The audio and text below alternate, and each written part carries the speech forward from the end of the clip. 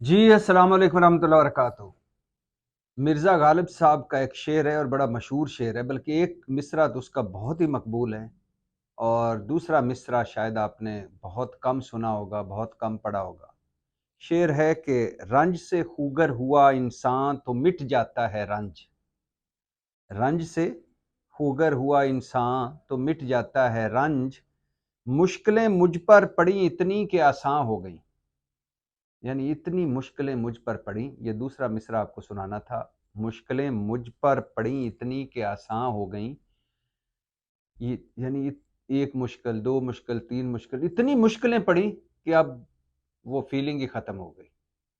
یہی کچھ ہو رہا ہے تحریک انصاف کے ساتھ، اتنی مشکلوں میں تحریک انصاف گھری ہوئی ہے کہ اب تو لگ رہا ہے کہ یہ 9 مئی کے بعد اب تحریک انصاف کے لیے کوئی جگہ نہیں رہی۔ بڑا مشکل ہے تحریک انصاف کے لیے ایز اے سیاسی جماعت آج کا وقت۔ صورتحال آپ کے ذہن میں ہے کہ صرف 200 کے قریب مقدمے ہیں عمران خان پر، تحریک انصاف 70% تحریک انصاف چھوڑ چکی ہے، باقی 30% میں سے 15% جیلوں حوالاتوں میں ہے اور مفرور ہے، باقی 15% میں سے 5% جو قابل ذکر لوگ ہیں، یعنی جن کے چہرے جانے پہچانے ہیں، وہ خیر سے تحریک انصاف سے پریس کانفرنسیں کر کے سائیڈ پہ ہو چکے ہیں، اور باقی رہ گئے 5%۔ یہ وہ 5% ہیں جو کنفیوز ہیں، بے یقینی کی صورتحال سے ہیں، اور اس انتظار میں ہیں کہ ساڈی واری کدوں آئے گی، یعنی سانو کدوں کوئی پھڑن آئے گا یا سانو کدوں کوئی جیل حوالاتاں دی سیر کران آئے گا۔ کیا تحریک انصاف کے ساتھ جو آج کچھ ہو رہا ہے، کئی مرتبہ اس پہ بات کر چکا ہوں، کیا یہ تحریک انصاف کے ساتھ ظلم ہو رہا ہے، زیادتی ہو رہی ہے؟ کیا یہ تحریک انصاف پہلی جماعت ہے جس کے ساتھ اتنا کچھ ہو رہا ہے؟ بالکل ایسا ہی ہے۔ لیکن جب ایک طرف میں دیکھتا ہوں کہ وہ تحریک انصاف، اب یہ کوئی ڈھکی چھپی بات نہیں ہے کہ بھٹو صاحب کو لانچ کیا تھا میجر جنرل سکندر مرزا نے، اور بھٹو صاحب نے میجر جنرل سکندر مرزا کو قائد اعظم سے بڑا سیاستدان قرار دیا تھا، اور یہ ذہنوں میں رہے کہ سکندر مرزا کو جبری طور پر جلا وطن کر دیا گیا تھا، اور وہ ایک بڑی قسم پرسی کی حالت میں بیرون ملک انہوں نے فوت ہوئے تھے، اور بھٹو صاحب اس وقت موجود تھے۔ یعنی وہ شخص جس نے ان کو لانچ کیا تھا، سیاست میں لایا تھا، وزیر بنوایا تھا، اور جس کو وہ قائد اعظم سے بڑا سیاستدان سمجھتے تھے، وہ ان کے سامنے ان کی نیم رضامندی کے لے کر ان جبری ملک بدر کر دیا گیا تھا۔ بھٹو صاحب کو سکندر مرزا نے لانچ کیا، میجر جنرل سکندر مرزا۔ ایوب خان کو وہ ڈیڈی کہا کرتے تھے، فیلڈ مارشل ایوب خان کو بھٹو صاحب۔ نواز شریف کو ضیاء الحق لے کے آئے، جن جیلانی جو تھے انہوں نے انگلی پکڑ کے لے کے آئے، اور اس دن ہماری سیاست تباہ و برباد ہو گئی، جس دن جنرل جیلانی نے ایک تاجر کو، ایک انڈسٹریلسٹ کو، ایک پیسے والے کو انگلی پکڑ کے لائے، اور پھر جو باقی سیاستدان تھے ان کے اوپر لا کر بٹھا دیا، پہلے وزیر خزانہ، اس کے بعد وزیر اعلیٰ، اس کے بعد پھر حمید گل صاحب، اللہ ان کو جنت نصیب کرے، جنرل حمید گل DGISI بھی رہے، حمید گل صاحب نے IGI بنا کر ایک مرتبہ پھر نواز شریف کو مسلط کیا ہم پر، اور اصغر خان کیس بتاتا ہے کہ ISI نے پیسے بانٹ کر پھر نواز شریف کو مسلط کیا ہم پر۔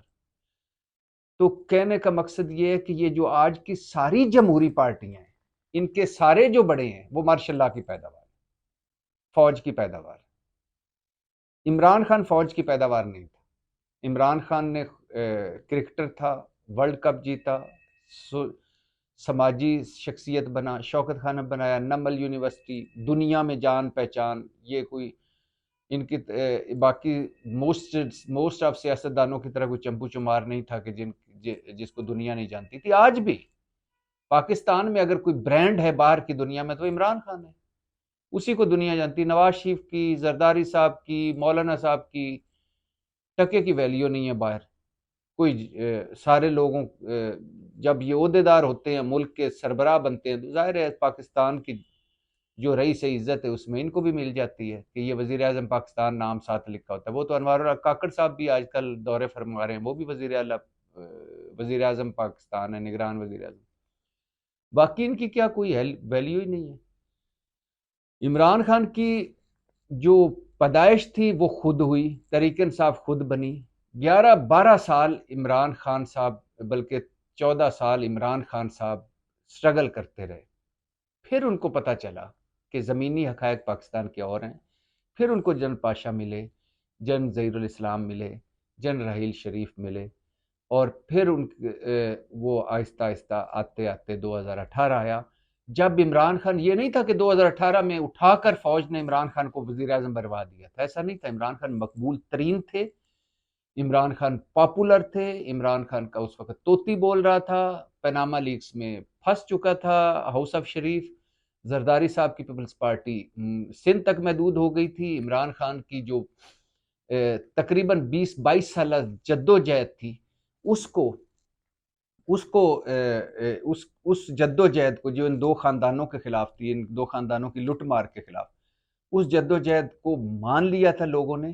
لیکن اس میں بھی کوئی شک نہیں کہ فوج نے آخری دھکا دیا تو تب وہ وزیر اعظم بنے. اگر وہ ویسے ہو سکتا ہے اتنی سیٹیں نہ لے پاتے کہ وہ وزیر اعظم بن جاتے. خیر فوج کی مدد سے وہ وزیر اعظم بنے. اس کے بعد جب تحریک عدم اعتماد آئی، ایک وہ سائفر آیا، فوج نیوٹرل ہوئی اور فوج ان کے پیچھے سے ہٹی، یعنی عمران خان کی سپورٹس ختم کی، مدد ختم کی، وہ نیوٹرل ہو گئی، عمران خان ہٹے. اور پھر اس کے بعد اگر عمران خان قومی اسمبلی سے نہ نکلتے، صوبائی اسمبلیاں نہ توڑتے، اور عمران خان فوج پہ چڑھائیاں نہ کرتے، تو آج جیل میں نہ ہوتے. آج یہ حال نہ ہوتا کہ بلہ بھی چھن رہا ہے، کاغذات نامزدگی بھی نہیں کوئی لے رہا. تو اگر ایک طرف میں دیکھوں تو فوج جس کی مدد سے آپ اقتدار میں آئے تو اس کو میر جعفر، میر صادق کہنا مطلب غدار کہنا، نیوٹرل کو گالی بنا دینا، فوج کو ہینڈلر اور سازشی کہنا، اور فوج کے خلاف جلسے، جلوس، لانگ مارچ، بلکہ ایک لانگ مارچ تو موجودہ آرمی چیف کے خلاف کہ یہ آرمی چیف نہ بنے، وہ لانگ مارچ. پھر اس کے بعد 9 مئی ہو جانا، 9 مئی، اور وہ 9 مئی جس میں 200 مقامات پر حملے ہوئے، فوجی تنصیبات پر اور باقی اہم مقامات پر. اب اس میں آپ 100 مرتبہ کہیں کہ جی اس دن پولیس کہاں تھی، انتظامیہ کہاں تھی، اس دن ان کی جو جن جگہوں پہ حملے ہوئے ان کی سیکیورٹی کہاں تھی، اور اس دن یہ اس میں اکیلا تحریک انصاف شامل نہیں ہے. آپ 100 اس پہ الزام اس پہ کیا سرائیاں کر سکتے ہیں. لیکن یہ سچ ہے کہ یہ 9 مئی جو ہے میر جعفر، میر صادق، ایک جو عمران خان نے 14 مہینے فوج کے خلاف بیانیہ بنایا، یہ اس کا رد عمل تھا. اور عمران خان نے خود کہا اسلام آباد ہائی کورٹ میں بیٹھ کے کہ جب مجھے گرفتار فوج کرے گی یا وہ کروائے گی تو حملے بھی وہاں ہوں گے. اور عمران خان نے خود کہا موجودہ آرمی چیف کے بارے میں کہ ایک سب کچھ آرمی چیف ہی کر رہا ہے، وہ سب کچھ آرمی چیف ہی کروا رہا ہے.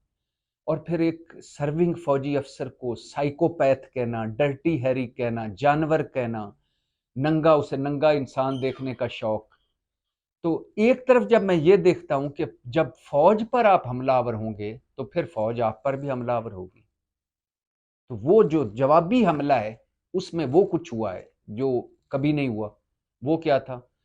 پچھلے 2-2.5 سال سے مسلسل تحریک انصاف کے خلاف کریک ڈاؤن، ریلیوں پہ پھینٹیاں، تشدد، مار کٹائیاں، ننگا کر کے مارنے کے الزامات، ہتھ کڑیاں، منہ پر کپڑے، جعلی جھوٹے من گھڑت مقدمے، گھروں کے بیڈ روموں تک پہنچنا، چار دیواری کا تقدس پامال، انسانی حقوق پامال، اور ایک کیس سے چھوٹنا دوسرے کیس میں پکڑے جانا، ایک کیس سے چھوٹنا دوسرے کیس میں پکڑے جانا، اور تحریک انصاف کو ختم کرنے کی کوشش کرنا، اور اس کے علاوہ پریس کانفرنسیں کروانا، انٹرویوز کہ تحریک انصاف لوگ چھوڑ جائیں، اور اس کے علاوہ اور جو کچھ بھی آپ ذہنوں میں وہ ہوا، لیکن کیا یہ صحیح ہے؟ نہیں۔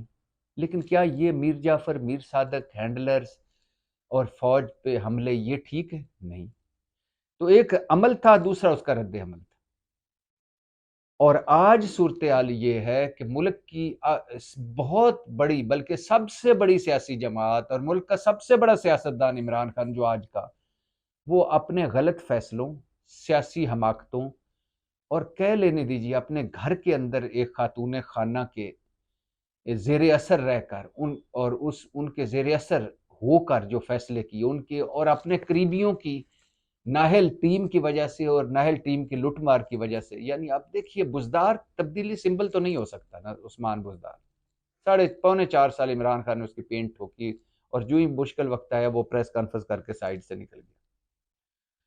تو اپنی حماقتوں، اپنے غلط سیاسی فیصلوں، اور پھر اس کے بعد کچھ انج بھی راواں اوکھیاں سن، کچھ گل وچ غم دا توک بھی سی، کچھ شہر دے لوگ بھی ظالم سن، کچھ سانو مرن دا شوق بھی سی۔ تو کچھ اپنی غلطیاں، کچھ پرائی غلطیاں، اور آج مجھے ذاتی طور پہ یقین کریں دکھ ہوتا ہے۔ اس لیے دکھ ہوتا ہے کہ میں ہمیشہ تبدیلی کے ساتھ، مجھے تبدیلی اس ملک میں، میری خواہش ہے تبدیلی آئے۔ ہم بھٹو صاحب، اس کے بعد شاہ نواز بھٹو، ذوالفقار علی بھٹو، نصرت بھٹو، بے نظیر بھٹو، آصف علی زرداری، بلاول بھٹو، کیا ہماری قسمت میں یہی رہ گیا کہ نسل در نسل ہم غلام چلے آئیں؟ انگریزوں سے نکلے تو ان دیسی انگریزوں کے، کاٹھے انگریزوں کے اور ان کالے انگریزوں کے ہم غلام ہو گئے۔ ادھر 4-5 ہیں ہاؤس آف شریف کے لوگ، ہم ان کے غلام ہیں۔ ادھر مولانا صاحب، پہلے مفتی محمود صاحب تھے، مولانا فضل الرحمان ہیں، اور اب ان کے بعد ان کے بیٹے۔ ادھر باچا خان، ولی خان، اسفندی، بیگم نسیم ولی خان، اسفندیار ولی، اب احمد خان ولی۔ کیا ہماری قسمتوں میں یہی رہ گیا 8-10 خاندان، 2200 کے قریب لوگ، یہی ہم پہ حکمرانیاں کریں گے؟ تو اس میں عمران خان کا ہونا بہت ضروری تھا اور ہے، لیکن اپنی ناہل ٹیم، اپنے غلط سیاسی فیصلوں، حماقتوں اور ایک خاتون خانہ کی وجہ سے آج وہ اڈیالہ جیل میں ہے، اور ان کی پارٹی تتر بتر ہو چکی ہے، اور کاغذات نامزدگی ان کے، یعنی ان کو الیکشن میں پہلی بات ہے بلہ نہیں مل رہا، اور کہیں اگر بلہ ملنے کا کوئی چانس لگے تو بلے باز نہیں مل رہے، نہ بلہ نہ بلے باز۔ کپتان آج اگر میچ نہیں ہو پا رہا، جیتی ہوئی ٹیم کا میچ نہیں کھیل پا رہی، اور بلہ نہیں، کہیں بلہ نہیں ہے کسی کے پاس، تو کہیں بلے باز نہیں ہے، بلہ پڑا ہوا ہے بلے باز نہیں ہے، تو اس میں کپتان کے غلط فیصلوں کا بھی تو ہے نا۔ تو دکھ ہوتا ہے جب یہ صورتحال دیکھتا ہوں، دکھ ہوتا ہے، تکلیف ہوتی ہے جب یہ صورتحال دیکھتا ہوں، لیکن یہ مت کہیے کہ آپ یہ سارا کچھ سازش ہے، یہ سارا کچھ ظلم اور زیادتی ہو رہی ہے۔ ہو سکتا ہے اس میں ظلم بھی ہو، زیادتی بھی ہو، مگر یہ ظلم اور زیادتی کو دعوت کس نے دی؟ پاکستان زندہ باد۔